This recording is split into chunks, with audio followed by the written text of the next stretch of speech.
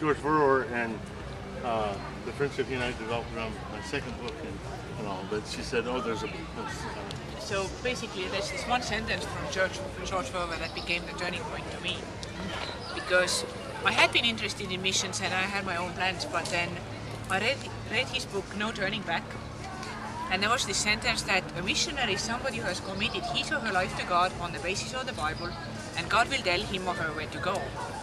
And then that was the point where I was like, oh, but maybe I never asked God where he wants me to go. You know, I'm making my plans and telling everybody that that's where I'm going. And so I kind of gave up my plans and said to God that, okay, so if you do want to tell me where I should go, then tell me.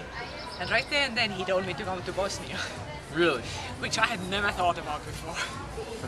And you know, so that was in February 1997. So Bosnia had been out of war for like 15 months, you know. And I'm thinking, Bosnia, I mean, I'm 19 years old, single student girl. What am I going to do in Bosnia? Why Bosnia? And so then my answer to that was, God, if you want me to go to Bosnia, give me love for Bosnian people. Because honestly, I didn't care about Bosnia. I didn't even, well, I knew where it was, but I never thought about Bosnia. And then right there and then I got the answer that I have given you, it will give you some more. And the result of it is 3.5 years later, I was in Bosnia and still am. Still am 10 years later. Like 10 years now. That's amazing. Yeah. So this one here, this is our part of the... Bihać is known for like 3 towers, and this is one of them. And then when we go back the other way, we'll show you the other two. Caroline, tell your story, how you got to Bosnia and Bihać. Okay, better finish telling about this building right here. So this used to be a Catholic church, and then it was turned into a mosque, I think like 800 years ago or something.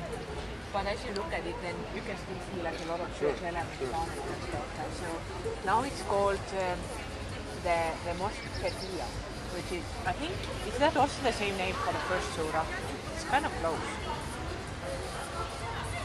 Or maybe the first surah is Fatiha or something, but anyway, so... St. Peter's Mosque. So, but this is now like the main mosque of Bihać. And sometimes we have also had, especially guys can sometimes go in there too, but I don't really know the rules about it.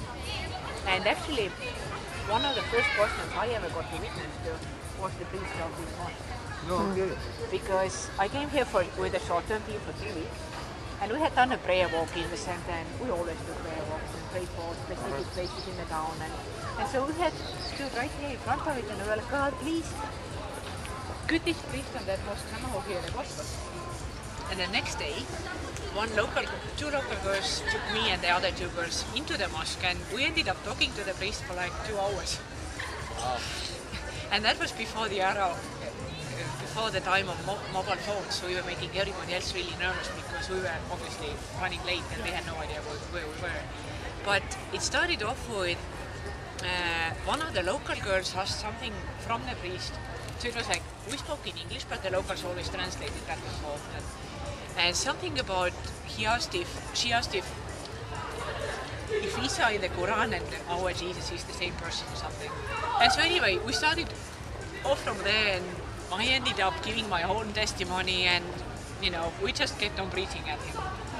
And at the end then he kind of said that, oh yeah, so I guess we are kind of here for the same purpose, that you are the missionaries of Jesus and I'm the missionary of Allah. And now I'm thinking, gosh, we were brave, but I mean, we were here for just a short time, so there was nothing to lose. And ever since then, I tell people that, okay, don't ever pray to God and say, God, could you please send somebody? That's dangerous. Unless you expect